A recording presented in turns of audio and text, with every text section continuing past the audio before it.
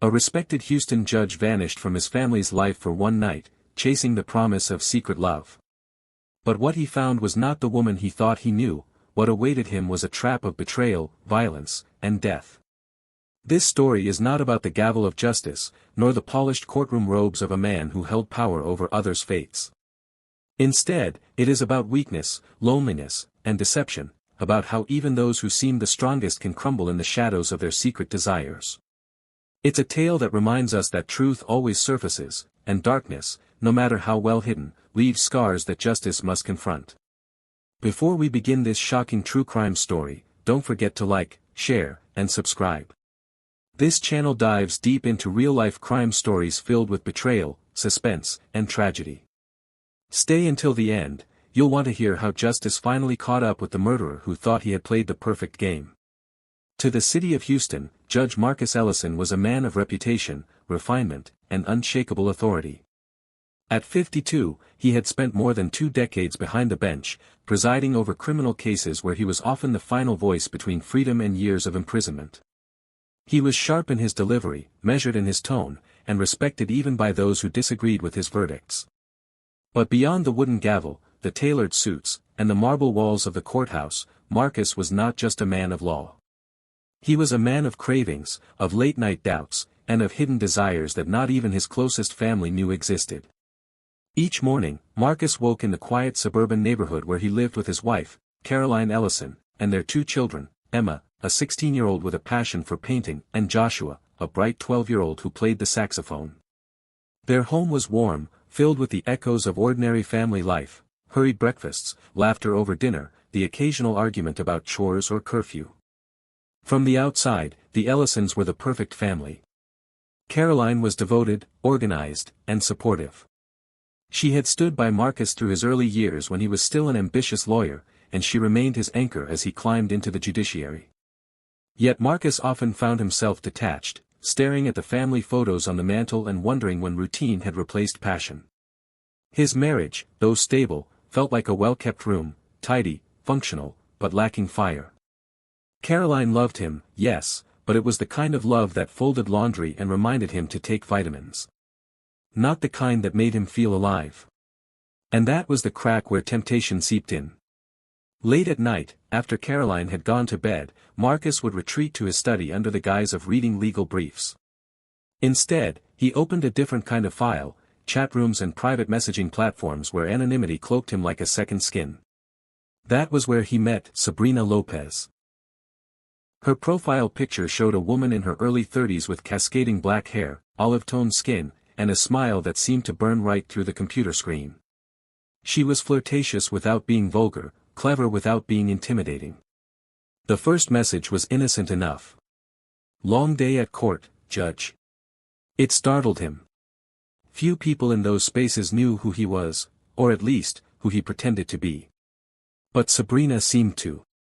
Whether by luck or design, she understood the role he carried. That intrigued him. Their conversations quickly deepened. Marcus confessed frustrations about his career, the weight of always being perfect, and the loneliness he felt even at home. Sabrina responded with empathy, admiration, and a touch of playful teasing that made him feel young again. Night after night, the exchanges stretched longer. Marcus began to smile at his phone during breaks, waiting for her texts. The judge who had sentenced hardened criminals now found himself addicted to the dopamine rush of digital affection. Marcus told himself it was harmless. Just words on a screen. He wasn't betraying Caroline, not really. But the guilt gnawed at him anyway, making him more irritable at home. Caroline noticed. She noticed the way he turned his phone upside down on the table, the way he slipped out of bed to check on emails, the way he seemed distracted even when Joshua was showing him a new saxophone tune or Emma was describing her latest painting. She confronted him once, lightly. "Marcus, you've been distant. Is something going on at work?" He smiled tightly, kissed her cheek, and muttered, "Just heavy cases, that's all." But his heart raced, terrified she would look deeper. The truth was that Marcus wasn't just escaping boredom. He was chasing a part of himself he thought he had buried decades ago, the reckless young man who craved danger, intimacy, and validation. Sabrina gave him that, or at least the illusion of it. Over time, the flirtation turned suggestive. Sabrina described the way she wanted to meet him, the things she wanted to do to him. She flattered his masculinity, teased his seriousness, and convinced him that he deserved more than the monotonous life he lived. Marcus resisted at first, telling her, "This can't happen. My position, my family, it's too risky." But Sabrina always knew the right words. "You've spent your life telling others what to do. When was the last time you did something for yourself?" Those words echoed in his mind like a siren call. After weeks of deliberation, he agreed. He would meet her. They chose a Thursday evening. Marcus told Caroline there was a judicial dinner out of town. She accepted it without question. He often had professional obligations. He kissed her cheek that night as if everything was normal, hugged his kids, and drove away with a suitcase in the trunk. Inside that suitcase were simple clothes, expensive cologne, and a bottle of wine he had purchased specifically for Sabrina. He felt both nervous and excited, like a teenager sneaking out for a first date. What Marcus couldn't know was that Sabrina was never real. Behind the flirtatious messages, the empathetic responses, and the carefully chosen pictures was Anthony Vega, a 34-year-old man who had made a habit of luring older men into traps. To Anthony, Marcus wasn't a man, he was prey. A conquest. Anthony had studied Marcus's weaknesses. He knew the judge's pride, his secrecy, and his desperate hunger for validation. He had dangled the perfect bait, and Marcus had bitten hard. That Thursday evening, Marcus wasn't just driving to a date. He was driving straight into a predator's lair. And once he walked through that door, there would be no turning back. The air was heavy that Thursday evening, the kind of Houston night where the humidity clung to your skin like a second layer. The streets glowed with the faint shimmer of streetlights, the sound of cicadas filling the silence between passing cars. Judge Marcus Ellison sat in his Lexus, hands gripping the steering wheel tighter than usual. His wedding ring tapped softly against the leather as he drummed his fingers, a nervous habit he thought he'd outgrown decades ago. He had told Caroline and the kids that he'd be away for a judicial dinner. He had even fabricated a schedule, mentioning the names of fellow judges and a catered banquet in order to make the lie sound authentic. Caroline didn't question it. She never did. That blind trust only twisted the guilt deeper into his chest. Yet, as the highway stretched before him and the city lights faded behind, Marcus felt something he hadn't felt in years: excitement. Dangerous, intoxicating excitement. For so long, he had been defined by his role: the stern judge, the dependable husband, the steady father. Everyone looked at him as if he were carved out of marble, flawless and immovable. But beneath the black robe, Marcus was just a man who sometimes felt invisible in his own life. Sabrina had changed that. Her words, no, Anthony's words, made him feel alive, wanted, even desired. For months he had hidden behind screens, indulging in their conversations like a secret glass of wine no one else knew he drank. Now, that fantasy was about to become reality. He adjusted his tie at a red light, checked his reflection in the rearview mirror, and sprayed a little more cologne onto his shirt. His heartbeat thudded in his ears, an uneven rhythm of fear and anticipation. "What am I doing?" he asked himself. But he didn't turn back. The directions Sabrina gave him led outside Houston city limits, into a quieter part of town dotted with small rental homes and empty lots. The neighborhoods shifted as he drove, first suburban comfort, then stretches of industrial land, then rows of modest houses where porch lights flickered dimly. His GPS voice guided him. "In 2 miles, your destination will be on the right." Marcus's stomach churned. Each mile marker felt like a countdown to something irreversible. At one point, he pulled over. He sat with the engine idling, hands trembling. He could call it off. He could turn around, go home, slip into bed beside Caroline, and pretend this night never happened. But then his phone buzzed. A new message from Sabrina lit up the screen. "I can't wait to see you, handsome. I've been thinking about this all day." The words burned through his hesitation. With a deep breath, he put the car back in gear and continued driving. Finally, he pulled up to a one-story rental house at the edge of a quiet street. The blinds were drawn, but a faint light glowed from within. He checked the address again, it matched the one Sabrina had given him. Marcus parked the Lexus a few feet away, turned off the engine, and sat in silence. His palms were slick with sweat. He reached into the passenger seat, grabbed the bottle of wine he'd purchased, and stared at it like it was an anchor keeping him from floating away. This is it, he thought. No going back. He stepped out of the car. His shoes crunched against the gravel driveway. With each step toward the front door, the air seemed heavier, the night quieter.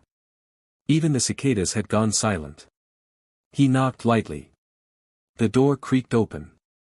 Inside, the lighting was dim, shadows crawling across the walls from a single lamp in the corner. Marcus expected to see Sabrina step out, her flowing hair, her teasing smile, her soft voice calling his name. Instead, a tall figure emerged from the shadows. Broad shoulders. Muscular build. Tattooed arms. A man. Marcus froze, confusion flooding his face. He clutched the wine bottle tighter. You're not Sabrina, he stammered. The man grinned, slow and mocking. Oh, I am. Just not what you thought. His name was Anthony Vega.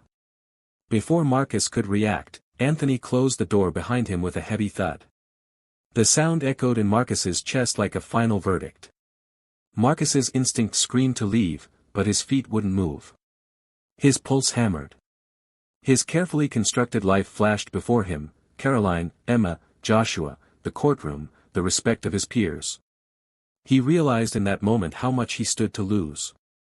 Anthony took a step forward, his eyes glinting with something cold and predatory. You came all this way, he said smoothly. Don't act surprised now. And in that instant, Marcus understood. He had not been chasing passion. He had walked into a trap. Panic surged through him. He thought of running, of bolting for the door, of abandoning the wine bottle and sprinting back to the safety of his Lexus. But Anthony was already between him and the exit. Marcus's voice shook. I think there's been a mistake. Anthony's grin widened. No mistake. You wanted something real, didn't you? Well, here I am. The judge who had once stood firm against the pleas of criminals now found himself pleading for a way out of his own choices. But the door had closed, the trap was sprung, and Marcus Ellison's fate had just been sealed. The air inside the house was thick with something Marcus couldn't name, sweat, cheap air freshener, and an underlying staleness that clung to the walls. The single lamp in the corner flickered faintly, throwing Anthony's shadow across the room in jagged, distorted shapes. Marcus stood frozen just inside the door, wine bottle still in hand, his mind scrambling for words, excuses, anything to undo the mistake of stepping inside. Anthony, however, moved with deliberate calm. He leaned against the doorframe, arms crossed over his chest, tattoos coiling along his skin like serpents. His lips curled into a smirk that never reached his eyes. You look disappointed, Anthony said, voice smooth and mocking. What, not what you imagined?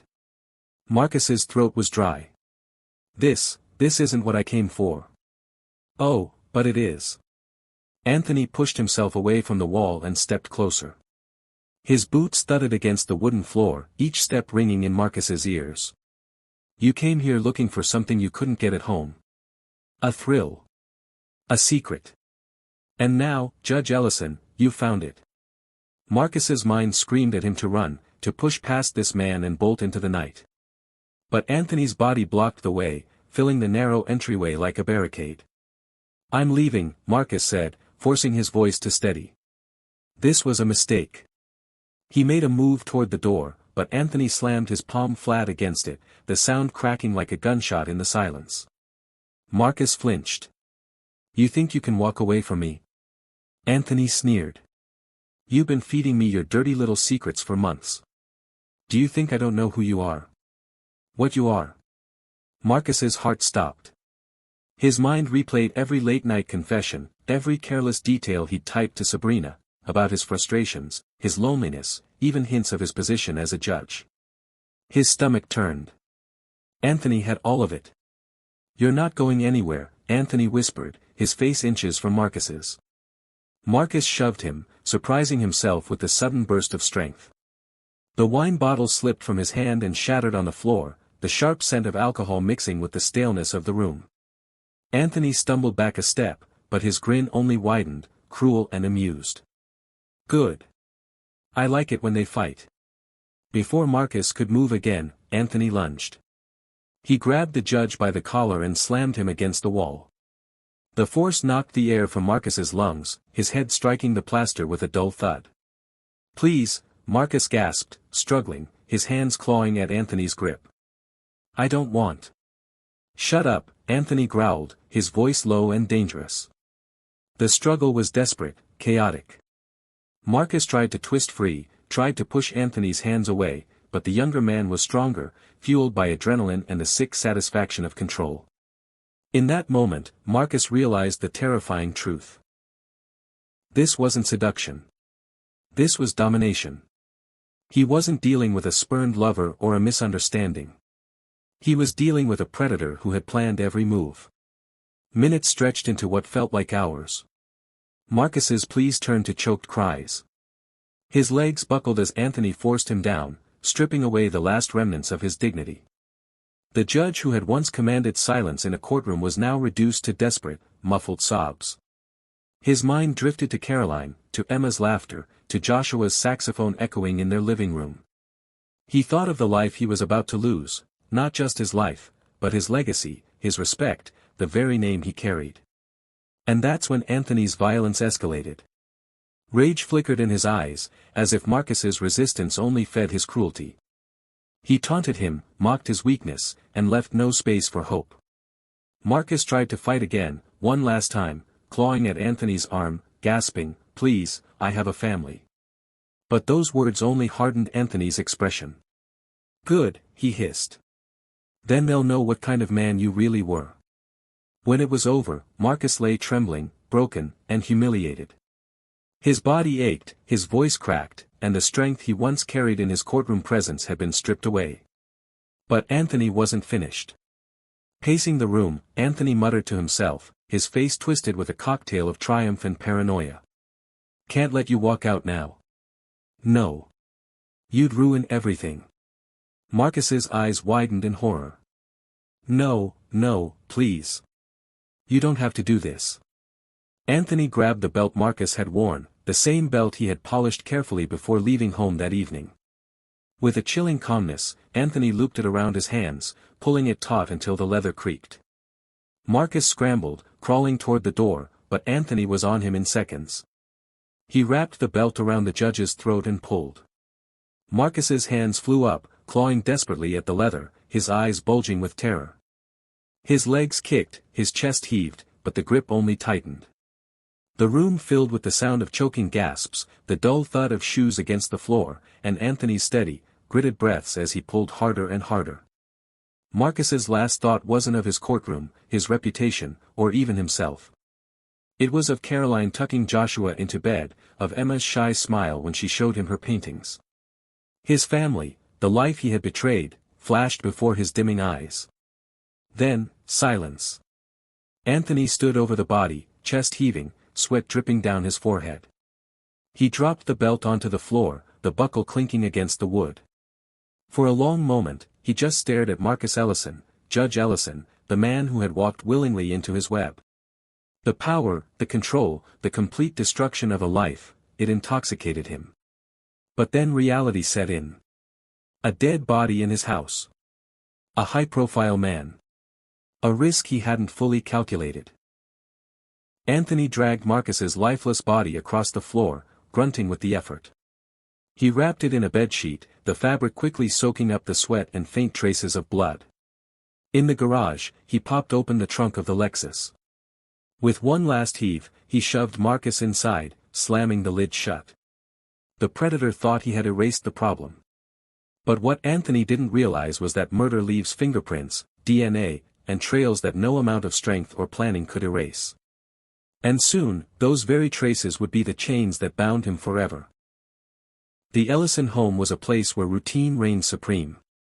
The sun rose, the coffee brewed, the kids shuffled through breakfast, and Judge Marcus Ellison usually left in his pressed suit, briefcase in hand, a man who seemed unshakable. But that Thursday night, the rhythm faltered. Caroline Ellison brushed her dark hair into a loose bun and slipped beneath the quilt of their shared bed. The digital clock on the nightstand glowed 10:47 p.m. Marcus had promised that the judicial dinner would run late, but Caroline still expected the familiar weight of him sliding into bed before midnight. She left the lamp on, reading half-heartedly from a novel, her eyes drifting to the doorway every few minutes. By midnight, her book lay closed on her chest. She stared at the ceiling instead, her mind turning restless. Marcus's side of the bed remained cold. At 12:36 a.m., she called him. No answer. At 12:48 a.m., she called again. Straight to voicemail. Her unease grew into something heavier, something with claws. Marcus never ignored her calls. Not once in their 20 years of marriage. The next morning, Caroline stood at the kitchen counter pouring orange juice for the kids. Her hands trembled just enough to make the liquid slosh against the rim of the glass. 16-year-old Emma Ellison came downstairs, sketchbook tucked under her arm, yawning. She noticed her mother's pale face.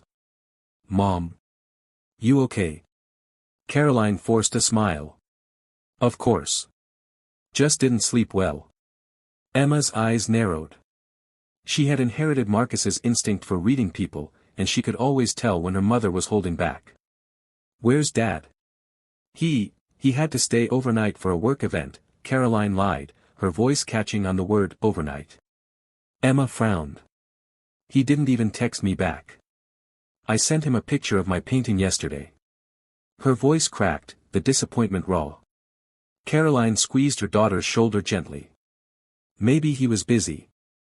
But in her heart, she felt the lie pressing down, suffocating. 12-year-old Joshua bounded into the kitchen moments later, saxophone case in hand. His boyish energy filled the room like a burst of sunlight. Is Dad going to hear my new song tonight? He asked eagerly. Caroline's chest tightened. She crouched down to his level, brushing a strand of hair from his forehead. I'm sure he will, sweetheart.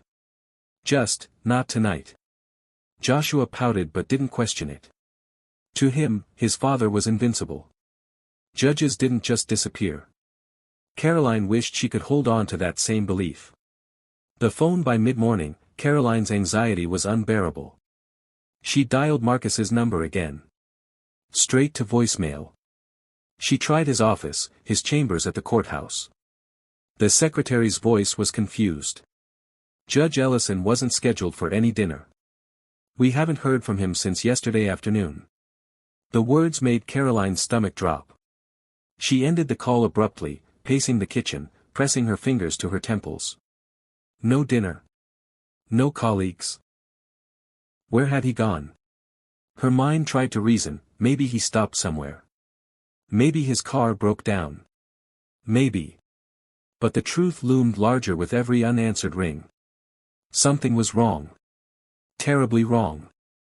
That evening, Caroline tried to keep the house running as normal. Dinner on the table, lights on, the illusion of calm. But the children could sense the shift. Emma barely touched her food, her fork scraping absently against her plate. He's not coming back tonight, is he? She whispered. Caroline froze. For a moment, she couldn't breathe. Then she forced herself to nod slowly. I don't know, sweetheart. But we have to stay calm.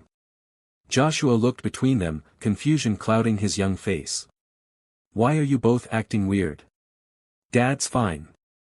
He's fine, right? Caroline swallowed hard, hiding the tears that burned at the edges of her eyes. Of course, honey. He'll come home. But her voice lacked conviction, and Joshua noticed. That second night stretched endlessly. Caroline sat on the couch with her phone clutched in her hand, staring at the front door as if sheer willpower could summon Marcus through it. The house was too quiet. Every creak of the floorboards, every distant bark of a dog outside made her heart leap. Emma crept downstairs around midnight, wrapping a blanket around her shoulders. She sat beside her mother in silence, eyes red from crying. Do you think he's okay? Emma whispered. Caroline pulled her daughter close, kissing the top of her head. I hope so. I really hope so. But inside, dread spread like ice in her veins. By the third day, Caroline's composure cracked. She dialed every number she could think of, colleagues, friends, even distant relatives. None had seen Marcus. None knew of any dinner or conference. The walls of lies Marcus had built were beginning to crumble, and Caroline was left standing in the wreckage. Somewhere out there, her husband was missing. And though she didn't yet know the depth of the darkness he had walked into, her instincts screamed what her heart could barely accept. Marcus Ellison wasn't coming home. Anthony drove Marcus's Lexus to an abandoned lot outside the city. But he underestimated two things: surveillance cameras and his own carelessness. On footage, his tattooed arm was visible as he parked and left the scene. Days later, the vehicle was discovered. Inside was Marcus's body, badly decomposed but still carrying signs of the assault. Investigators immediately suspected foul play. Fingerprints inside the car and DNA samples left behind pointed directly to Anthony Vega. When police arrived at Anthony's small apartment, they found his laptop still logged into the fake Sabrina profile. Chat histories showed every message exchanged with Marcus. Anthony tried to claim that the judge had consented and that things went too far. But the brutality of the evidence, combined with his history of creating predatory fake profiles, told a different story. He was arrested and charged with rape, aggravated assault, and murder. The courtroom where Marcus had once presided now became the stage for his own justice. Caroline and the children sat through the harrowing details, forced to hear how their husband and father was deceived and brutalized. Anthony's defense painted him as a man with a troubled past, but the prosecution revealed his pattern of luring and exploiting men through deception. When the jury deliberated, it didn't take long. Anthony Vega was convicted of all charges. The sentence: life imprisonment without parole. Caroline struggled with the dual pain of losing Marcus and learning of his secret life. But she chose strength for her children. "We will not let this define us," she told Emma and Joshua. Emma grew quiet, withdrawn, but slowly returned to her school life. Joshua asked fewer questions about his father. Caroline sought therapy, determined to keep her family from being consumed by grief. As for Anthony, prison walls became his forever home. The man who thrived on deceiving others now faced a life where truth and punishment were unavoidable. The story of Judge Marcus Ellison is not just about betrayal, deception, or lust. It is about the fragility of human choices. A respected man threw away everything for the promise of forbidden love, only to find death at the hands of a predator. But justice,